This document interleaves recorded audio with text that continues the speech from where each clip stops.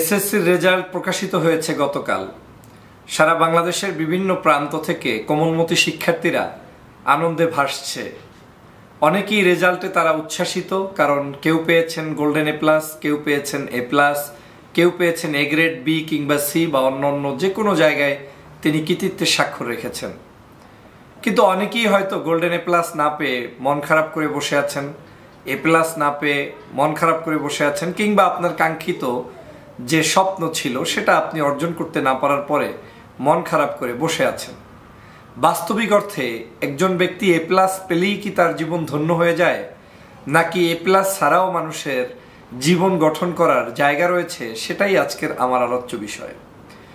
আপনারা দেখেছেন গতকালকে থেকে পত্রপত্রিকায় বিভিন্ন জায়গায় যে নিউজ প্রকাশিত হয়েছে, তার মধ্যে অধিকাংশ জায়গায় দেখবেন যে ঢাকা বিশ্ববিদ্যালয়, অমুক বিশ্ববিদ্যালয়, যারা যারা বিশ্ববিদ্যালয়ে ভালো ফার্স্ট হয়েছে কিংবা মেধা তালিকায় প্রথম স্থান অধিকার করেছে, ভালো রেজাল্ট করেছে, তারা কিন্তু এ প্লাসধারী অনেকেই ছিলেন না, অনেকেই বিনা এ প্লাসই সেখানে সফলতার স্বাক্ষর রেখেছে।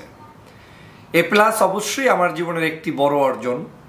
এ প্লাসধারী শিক্ষার্থী তার এ প্লাসকে অর্জন করতে নিশ্চয়ই তিনি অন্যান্য শিক্ষার্থীর চেয়ে কম কষ্ট করেনি, বরং বেশি কষ্ট করে তিনি এই লক্ষ্যে পৌঁছতে পেরেছেন।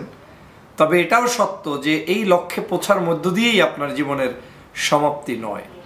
উচ্ছ্বাসিত হয়ে এই উচ্ছ্বাস প্রকাশ করার মধ্য দিয়েই আপনার পড়াশোনার জীবনটা কিন্তু শেষ নয়। অনেক ভুরি ভুরি স্টুডেন্ট আপনারা দেখতে পাবেন আপনাদের চোখের সামনেই, যারা বিভিন্ন সময়ে ক্লাসে ভালো রেজাল্ট করেছে, কিন্তু এন্ড অফ দ্য লাইফে সে সেরকম সুপ্রতিষ্ঠিত হতে পারেনি।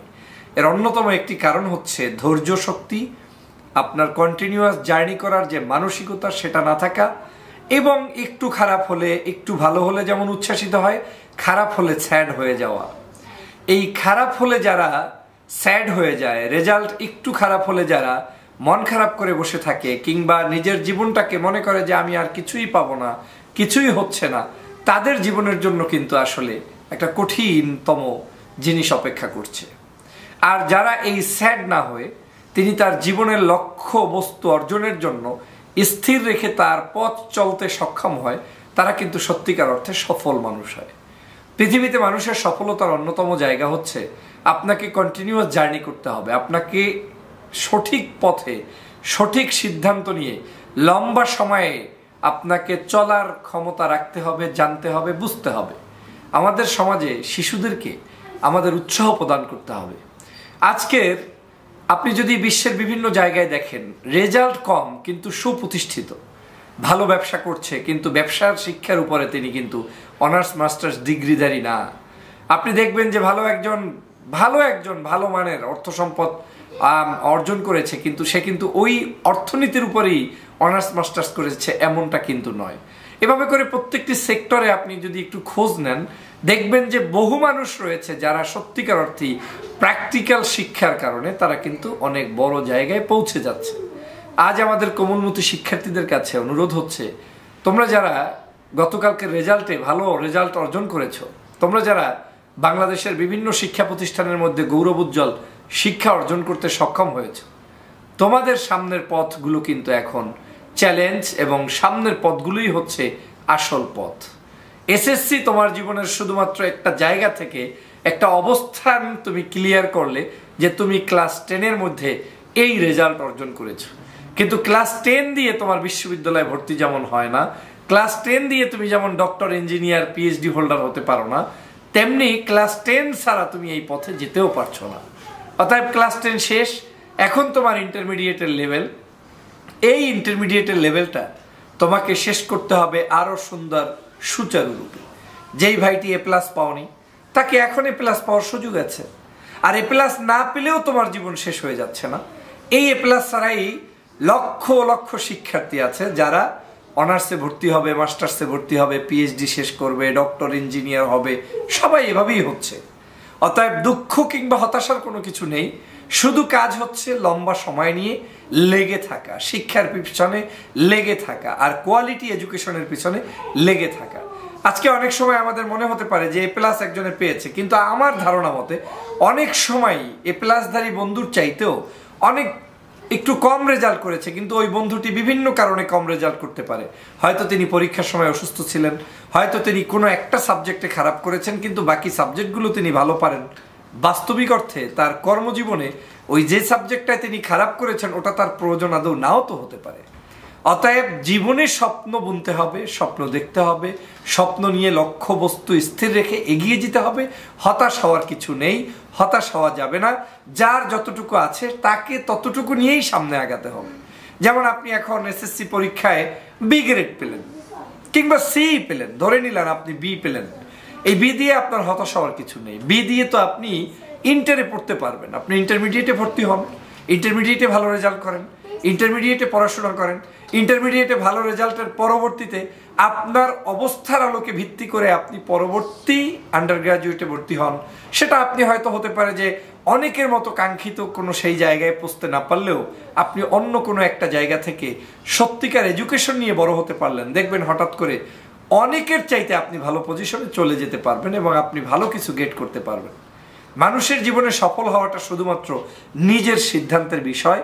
হতাশ হওয়ার মধ্যে কোনোদিন কেউ বড় হতে পারে না। আপনি যতই চেষ্টা করুন না কেন, আপনার চেষ্টা অব্যাহত রাখতে পারেন, কিন্তু আপনাকে সফলতা দেওয়ার মালিক হচ্ছে মহান রব্বুল আলামিন। অতএব যেই আল্লাহ আপনাকে সৃষ্টি করেছেন তিনি আপনার জন্য একটা নির্দিষ্ট জায়গা বরাদ্দ করে রেখেছেন, কিন্তু সেই জায়গাটায় আপনাকে আমাকে টাচ করে যেতে হবে, টাচ করতে হবে। এখন সেই টাচ করতে হলে আপনাকে আমাকে সাধনা করতে হবে। প্রিয় বন্ধুদেরকে উৎসাহ দিতে গিয়ে আমি বলতে চাই, আমাদের এই এসএসসির রেজাল্টে হতাশ না হয়ে, যারা ভালো করেছেন কংগ্রাচুলেশন, যারা মধ্যম করেছেন কংগ্রাচুলেশন, যারা একেবারে খারাপ করেছেন, ধরে নিলেন যে আপনি এক সাবজেক্টে ফেল করেছেন, এখন আবার পরীক্ষা দিতে হবে, ধরে নিতে হবে এটা আপনার জন্য আরেকটা উত্তম সময় ওই সাবজেক্টটায় আরো ভালো করে সুপ্রতিষ্ঠিত হওয়ার জন্য। অতএব কারো জন্য হতাশার কোনো সুযোগ নেই। আপনি হতাশ হলেই কি লাভ, হতাশ না হলেই কি লাভ, আর আপনি হ্যাপি একেবারেই আনন্দিত হয়ে গেলেন তারপরেও আপনার কি লাভ, এই জিনিসটা আপনাকে নিজের মধ্যে বিশ্লেষণ করার দক্ষতা অর্জন করতে হবে। সবসময় মনে রাখতে হবে হতাশ মানুষকে আরো বেশি হতাশ করে এবং জীবনটাকে পিছিয়ে দেয়। আপনার জীবন যেহেতু চলতে হবে, জীবনটাকে চালাতেই হবে, অতএব হতাশ না হয়ে নিজের জীবনকে নিজেকে রক্ষা করার জন্য এগিয়ে যেতে হবে, স্বপ্ন বুনতে হবে, মানুষের মতো মানুষ হতে হবে। সেজন্য নিজেকে নিজের প্রচেষ্টা অব্যাহত রাখতে হবে। আজকের এই যা আমার আলোচনার বিষয়বস্তুর মধ্যে এটাই হচ্ছে উল্লেখযোগ্য বিষয়, যা আমি চাই আমাদের এই বন্ধুদেরকে উৎসাহ প্রদান করে আপনারা আপনাদের লক্ষ্য স্থির রেখে এগিয়ে যাওয়ার জন্য আপনারা স্বপ্ন দেখেন। আমার বিশ্বাস পৃথিবীর সকল স্বপ্নবান মানুষদের ইতিহাস যদি আপনারা একটু ঘেটে দেখেন, দেখবেন যে তারা কেউ না কেউ আপনার মতোই ছিল। দেখবেন তারা আপনার মতোই মধ্যবিত্ত পরিবার, হয়তো ভালো পড়াশোনার সুযোগ পায়নি, পরিবারের সাপোর্ট পায়নি, আর্থিকভাবে ভালো অবস্থায় ছিল না, সামাজিকভাবে তাদের খুব একটা অবস্থান ছিল না, একেবারে গ্রামের মধ্যে আজোপাড়া গ্রাম থেকে তিনি শিক্ষা অর্জন করেছেন, ওই রকম বড় কিছু করতে পারেনি। সেখান থেকে আপনি নিশ্চয়ই তারা যেটা করে বড় হয়েছে তারপরেও আপনারা কিন্তু তার চেয়ে ভালো অবস্থান থেকেও এখন অনেক সময় হতাশায় ভোগেন। আমি বিশ্বাস করি আপনারা সেই হতাশায় ভুগবেন না।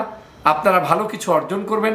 ভালো কিছু কন্টিনিউয়াসলি করতে চাইলে, ভালো শিক্ষা অর্জন করতে চাইলে ভালোভাবে আপনাকে এগিয়ে আসতে হবে।